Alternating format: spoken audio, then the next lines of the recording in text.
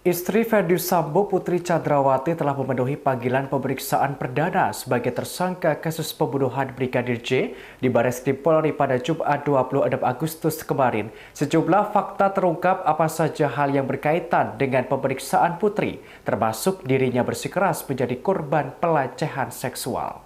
Dikutip dari tribunnews.com, dalam pemeriksaan itu Putri dicecar sebanyak 80 pertanyaan dari penyidik. Hal ini dikonfirmasi oleh kuasa hukum keluarga Ferdy Sambo, Arman Hanis, pada Sabtu 27 Agustus kemarin.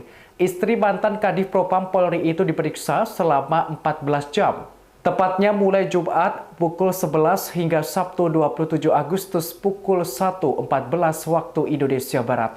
Terdapat 4 fakta dalam pemeriksaan Putri. Pertama, Putri bersikukuh menjadi korban pelecehan seksual. Arman Hanis mengungkapkan pengakuan kliennya tersebut tercantum dalam berita acara pemeriksaan atau BAP. Termasuk terkait kronologi kejadian di Magelang, Jawa Tengah juga turut dicatat dalam BAP. Kedua, Putri Chandrawati membantah terlibat dalam pembunuhan berencana suaminya, Ferdy Sambo. Arman Hanis menuturkan bantahan Putri tersebut telah tertulis dalam BAP. Sebagaimana diketahui, Putri dijerat pasal 340 subsider, 338 junto pasal 55 dan 56 KUHP tentang pembunuhan berencana. Pasal ini juga disangkakan kepada sang suami Ferdy Sambo. Ketiga, Putri Chandrawati ternyata tidak dilakukan penahanan meskipun dalam keadaan sehat. Padahal Putri sudah ditetapkan sebagai tersangka dalam kasus ini, sehingga ia menjadi tersangka satu-satunya yang tidak ditahan polisi. Terkait hal ini, Kadif Humas Polri Irjen Dedi Prasetyo angkat bicara. Irjen Dedi mengatakan Putri Chandrawati diizinkan pulang ke rumah setelah diperiksa. Meski begitu, Dedi tidak menjelaskan secara rinci alasan Putri Chandrawati tidak ditahan, padahal sudah dinyatakan sehat sebelum menjalani pemeriksaan. Keempat, Putri Chandrawati akan diperiksa kembali pada Rabu 31 Agustus mendatang. Dedi menerangkan pemeriksaan lanjutan itu berupa pemeriksaan konfrontir.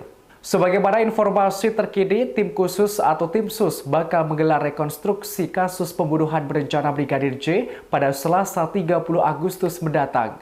Mengenai hal ini, Kapolri Jenderal Listio Sigit Prabowo pun menjanjikan rekonstruksi akan dilakukan secara transparan dan tidak akan ditutupi.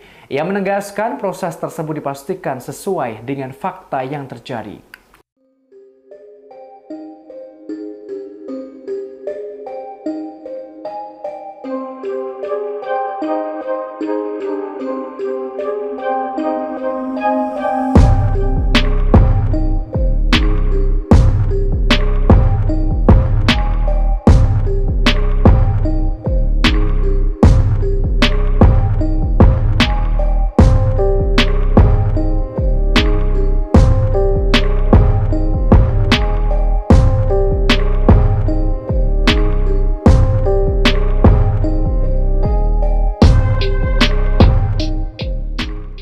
Terima kasih sudah nonton. Jangan lupa like, subscribe, dan share ya.